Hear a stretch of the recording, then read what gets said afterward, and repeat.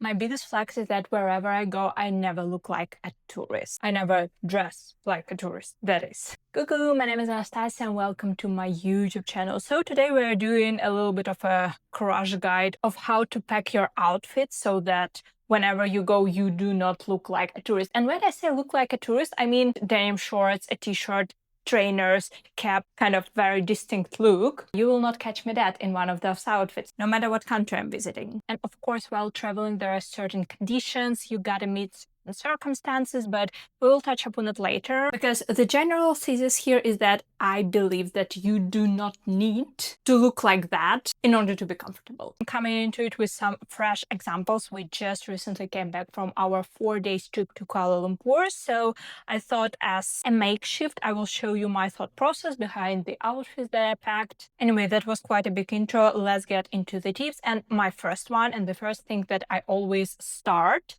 packing with, is accessories. That being said, shoes and bags, because for me, it's easier to build the rest of my outfits around shoes and bags. There are a lot of different packing schemes like 3x4, which means bring 3 of each of the 4 category of items: shoes, bags, bottoms and tops, and you will always have something to wear. Schemes when you pack a lot of accessories with only the basic clothes, so that by changing the accessories you are changing your outfits. I don't frankly like taking a lot of bags and shoes with me because they weigh the most, especially when you're traveling to the warmer destinations. And also, while traveling in South Asia, you do not really have an option of wearing the same, let's say, top 2 days in a row, unless you are willing to be washing them nightly. Because our activity is mainly urban kind of sightseeing versus nature sightseeing, I got a little bit of a leeway with being able not to wear only sneakers, because I'm a fashion girl, I'm not fashion crazy girl. If I'm climbing a mountain, you bet I'm gonna be wearing sneakers. So on this trip, I packed 2 shoes. Well, I only packed 1 pair of shoes, and the sneakers I went in, these are the New Balance 530, one that I always take with me when I know that I'm gonna be doing a lot of walking. Those are also my running shoes. And the second shoe that I've got with me and that I spent 1 evening and 2 days walking around in are these kind of mesh net Mary Jane that I got from Mango. And are they comfortable? Yes, they are. Are they as comfortable as trainers? Well, that depends on the trainer. They're like in the same realm as my Adidas Samba Swan.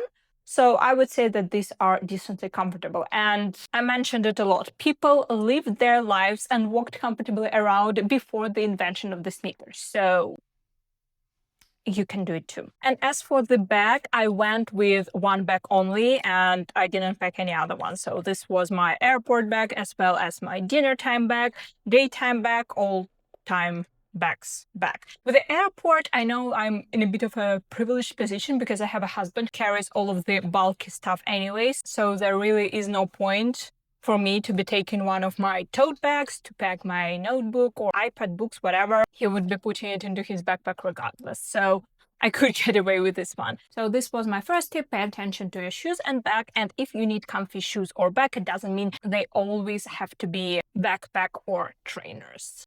There are options. Which leads me to the second point. If a part of the look has to be a certain way, comfy or practical, try styling the rest of your look around this part in a smarter or chic, whatever you are aiming for, smart casual, casual chic, as an end goal way. One of our days we went to Batu Caves, and obviously there were some mountain climbing, so I was wearing my New Balances. Whenever I wear trainers, I'm trying to make the rest of the outfit smart. Or if I cannot make all of it looking smart, I will at least add 1 smart item, and so it all kind of balances it out to the smart casual realm. I was wearing those trainers, and for the bottoms, I took with me these Shu Shi wide leg stripe linen pants. And yes, they are long, so if you rightfully so will ask me about how I climbed the mountains in them, I do have in my stash those kind of little stickers that you put at the back of your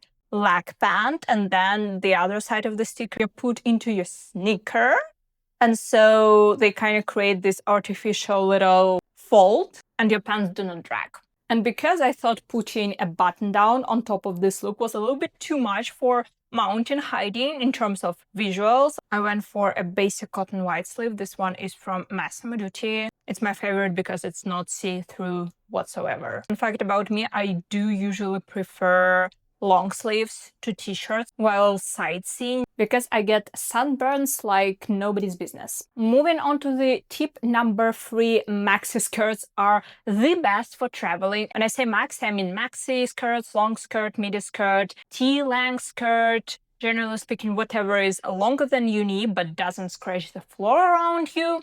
That will do. First and foremost, you will look acceptable for the majority of cultural, religious sites that require you to be more covered. Second of all, they're generally very comfortable to be in. They're easy to walk around, they're breathable, they do not restrict you in any way, shape, or form. And, well, you know, when I say maxi skirt, I do not mean tight pencil skirt. No, I mean something more flowy. And the best part, unlike the trouser skirts, you will be more likely to wear 2 days in a row simply because there are less points of contact with your body, so the material will get less sweaty so that you can rewear it again. As I did, for example, I traveled with this lovely Shu Shi polka dot skirt, not because it's the most wearable skirt out there and it's so easy to style, but because I just got it before we were going to this trip and I really wanted to wear it. So, as I've already mentioned, I wore it 2 days in a row. Both of them were with the Mary Jane. First day, I wore this little waistcoat top, also from Shu Shi, and another day, also from Shu Shi. You can definitely tell I do have a favorite brand. I wore it with a simple white button-down shirt. Both with the same shoes and with the same bag, but because one day the skirt was tucked, the other day it was untucked, one day I added the belt, another day I left without the belt. They look distinctly different, even though all I've changed was the top. My fourth tip is the one I generally follow through life: dress for occasion. I do not just mean sightseeing in general, because there are so many different types of sightseeing, but what kind of sightseeing are you going to be doing in particular? Because obviously I'm not wearing a skirt like that with Mary Janes and with the little waistcoat to Batu Caves or to the mountains, but I wore it when we were walking around the city center. I wore it to the museum. When we were climbing the mountains, I was wearing a long sleeve, trousers and sneakers. Going into details not only allows you to look better, but also to feel better in different circumstances. Because for the life of me, I do not think that walking around through the museum in a cap